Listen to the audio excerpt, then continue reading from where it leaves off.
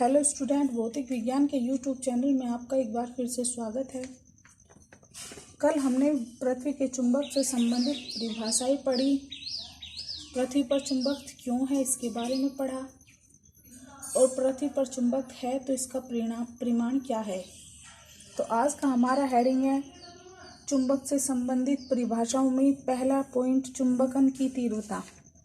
चुंबकन की तीव्रता होती है कि पदार्थ के प्रति एकांक आयतन में उत्पन्न नेट चुंबकीय आघूर्ण को उस पदार्थ की चुंबकीय तीव्रता कहते हैं।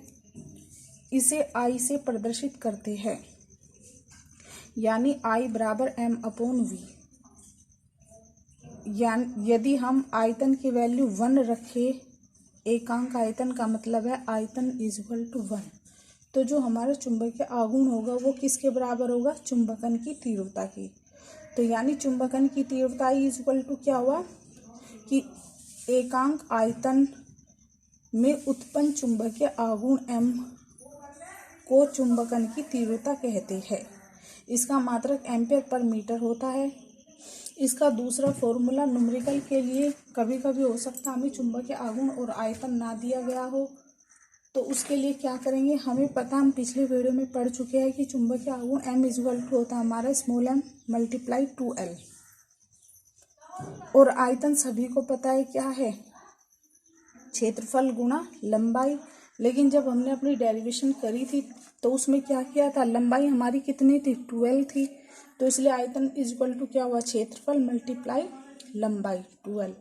तो यही वैल्यू हम I = m/v में रखेंगे तो क्या आएगा तब? I = m × 12/a × 12। हमारा 12 से 12 कट जाएगा तो बचेगा I = m/a। इसका मात्रक न्यूटन पर मीटर होता है। इसके बाद अगला हेडिंग है हमारा चुंबकीय तीव्रता। चुंबकीय तीव्रता होती है हमारी किसी भी पदार्थ को चुंबकित करने की क्षमता, हमारी चुंबकीय तीव्रता कहलाती है। इसे डेफिनेशन रूप में लिखेंगे कि बाह्य चुंबकीय क्षेत्र में रखे गए पदार्थ को चुंबकित करने की क्षमता को उस क्षेत्र की चुंबकीय तीव्रता कहते हैं। इसे कैपिटल H से प्रदर्शित करते हैं और इसका फॉर्मूला H = v/μ0 - I। मात्रा किसका भी क्या होगा? एम्पीयर पर मीटर होगा। ये सब जो छोटे छोटे फॉर्मूले ये सब न्यूमेरिकल में यूज होंगे, तो इन्हें अच्छे से याद कर लेना। तो चुंबकीय तीव्रता क्या होगी? हमारी पदार्थ को चुंबकित करने की क्षमता हमारी चुंबकीय तीव्रता कहलाती है। इसके बाद अगला हेडिंग है हमारा चुंबकशीलता। चुंबकशीलता क्या होती है हमारी कि चुंबकीय क्षेत्र B तथा चुंबकीय तीव्रता H के अनुपात को चुंबकीयशीलता कहते हैं। इसे म्यू से प्रदर्शित करते हैं। हमें पता है चुंबकीय क्षेत्र क्या होता है? B होता है, और चुंबकीय तीव्रता अभी पढ़ी हमने, ऊपर H है, तो चुंबकीय तीव्रता H, इन दोनों के अनुपात का मतलब क्या है? रेशियो, यानी B/H = क्या होगा? म्यू, और म्यू को क्या बोलते हैं? चुंबकशीलता कहते हैं। तो चुंबकशीलता की डेफिनेशन होगी कि चुंबकीय क्षेत्र B तथा चुंबकीय तीव्रता H के अनुपात को चुंबकीयशीलता कहते हैं। इसे म्यू से प्रदर्शित करते हैं और इसका मात्रक न्यूटन पर एम्पीयर स्क्वायर होता है। इसके बाद नेक्स्ट हेडिंग है हमारा आपेक्षिक चुंबकशीलता। आपेक्षिक चुंबकशीलता होती है हमारी कि पदार्थ की चुंबकीयशीलता तथा वायु की चुंबकशीलता के अनुपात को चुंबकशीलता कहते हैं, आपेक्षिक। तो चुंबकीय पदार्थ की चुंबकशीलता म्यू तथा वायु की चुंबकशीलता μ0 के अनुपात को उस पदार्थ की आपेक्षिक चुंबकशीलता कहते हैं। पदार्थ की चुंबकशीलता हमें पता है म्यू होती है, और वायु की चुंबकशीलता क्या होती है? μ0। तो इन दोनों का रेशियो क्या हो गया हमारा? आपेक्षिक चुंबकशीलता। तो आपेक्षिक चुंबकशीलता को μr से प्रदर्शित करते हैं। तो μr = क्या हुआ? μ/μ0। इसके बाद नेक्स्ट हेडिंग है हमारा चुंबकीय प्रवृत्ति। चुंबकीय प्रवृत्ति होती है हमारी कि चुंबकीय तीव्रता तथा चुंबकन क्षेत्र की तीव्रता के अनुपात को, यानी I/H होता है चुंबकीय प्रवृत्ति, यानी चुंबकीय क्षेत्र में रखे गए पदार्थ के चुंबकन की तीव्रता I, अभी हमने पीछे पढ़ा, एवं उससे उत्पन्न होने वाले चुंबकन क्षेत्र की तीव्रता, चुंबकन क्षेत्र की तीव्रता भी पढ़ी हमने, H के अनुपात को उस पदार्थ की चुंबकीय प्रवृत्ति कहते हैं। इसे x से प्रदर्शित करते हैं, यानी x = I/H। H। इसके बाद नेक्स्ट हेडिंग है हमारा बी। हमने H का फॉर्मूला पढ़ा, B का फॉर्मूला पढ़ा और I का फॉर्मूला पढ़ा। तो B, H व I में संबंध हमें पता है x equal to I upon h है, अभी पढ़ा हमने ये। तो इससे h इक्वल टू क्या हो जाएगा हमारा, सॉरी I इक्वल टू निकाल लो या h इक्वल टू। तो I इक्वल टू क्या होगा, एक्स एच। क्या होगा, I equal to x h. अब हमें किस में संबंध चाहिए, हमारे पास I भी मिल गया, H भी मिल गया, लेकिन हमें क्या चाहिए, B और चाहिए। तो B के लिए हमने अभी फॉर्मूला पढ़ा, क्या था हमारा B का फॉर्मूला, चुंबकीय तीव्रता H इक्वल टू क्या था हमारा, B upon mu naught minus I। तो इसे हल करके हमने B का वैल्यू निकाल ली। B की वैल्यू कैसे निकलेगी, यह I इधर जाकर कहीं में हो जाएगा प्लस में और म्यू नोट इधर जाकर मल्टीप्लाई में। तो यानी B इक्वल टू आएगा हमारा mu not H plus I। तो mu not B equal to mu not H, I की वैल्यू कितनी है, एक्स एच। तो I की जगह क्या आ गया हमारा है, एक्स एच। तो नेक्स्ट लाइन में क्या करेंगे, B equal to mu not, इसमें कॉमन क्या आएगा, H इसमें कॉमन आ गया, तो क्या बचेगा 1 प्लस एक्स। ये इधर कुछ नहीं है, माइनस नहीं है, ये क्या है, ये 1 प्लस एक्स। ये आ गया हमारा बी एच और किसमें,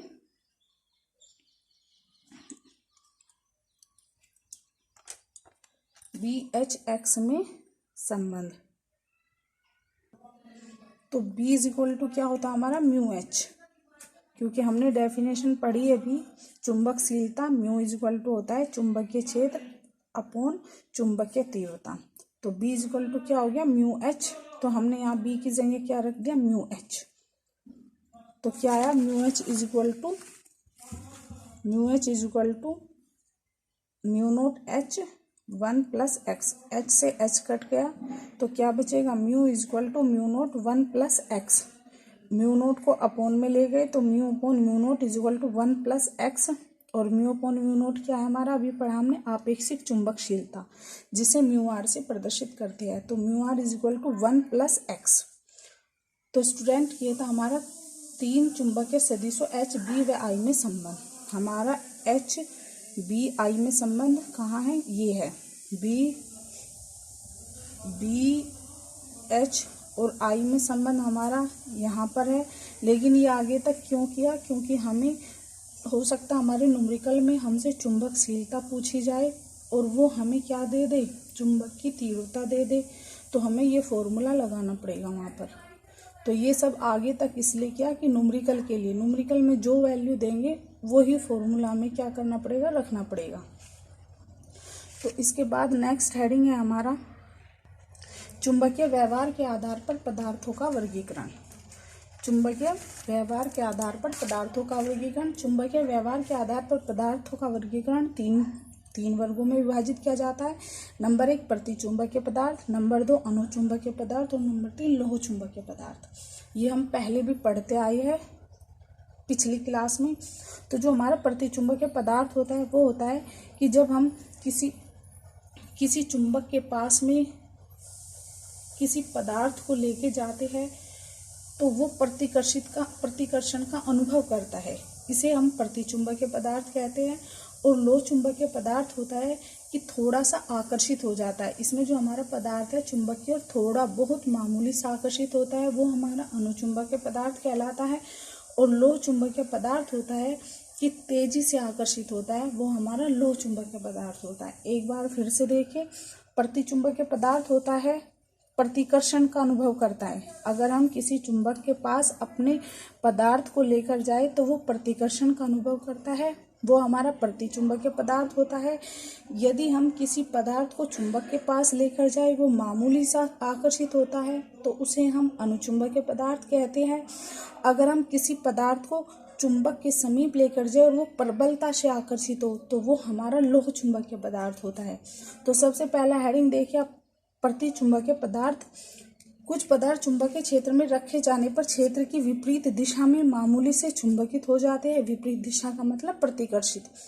ये पदार्थ किसी शक्तिशाली चुंबक के सिरे के समीप लाए जाने पर प्रतिकर्षित होते हैं, इन्हें प्रतिचुंबकीय पदार्थ कहते हैं।